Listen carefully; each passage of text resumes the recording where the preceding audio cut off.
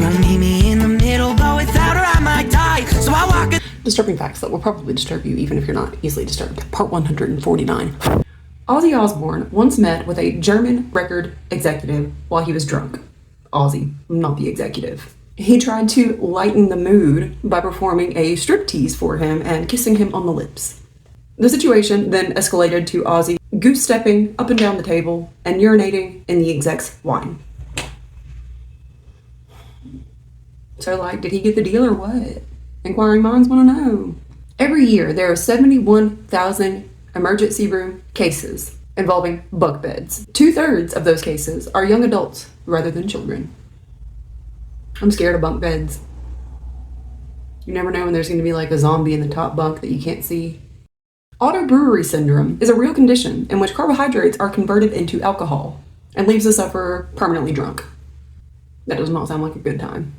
But it makes me wonder, if someone with autobrewery syndrome committed a crime and then went into prison, would the other inmates be able to drink his or her fluids and get wasted?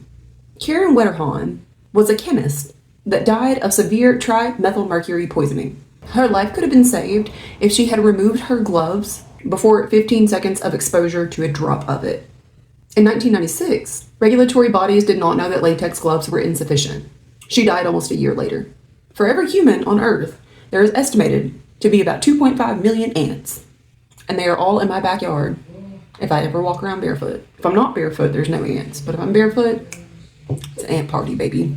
There is a law for how to handle simultaneous death.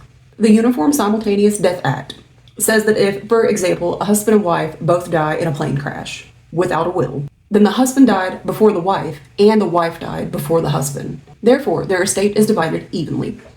On August 31st, 2004, a man who later identified himself as Benjamin Kyle was found naked and injured without any possessions or identification next to a dumpster behind a Burger King in Richmond Hill, Georgia. While DNA testing eventually found his true identity and reunited him with his family in 2015, what he had been doing for the previous 20 years that led up to him being discovered naked behind a Burger King dumpster is still a mystery. The Humor Research Lab thinks humor comes from benign violations, which is minor attacks on our physical, psychological, and cultural stability that we consider harmless. So that's part of the reason why you laugh when you're tickled. It's because it is like a defense mechanism. Like you kind of feel like you're in danger, but you know you're not. I have that same defense mechanism. When somebody makes a gross joke at me, I'm just like, But remember, not all jokes are harmless. Racist, sexist, and homophobic jokes are not harmless. If you want a harmless joke, you have to stick with the classic knock-knock jokes, puns, and thanks for watching.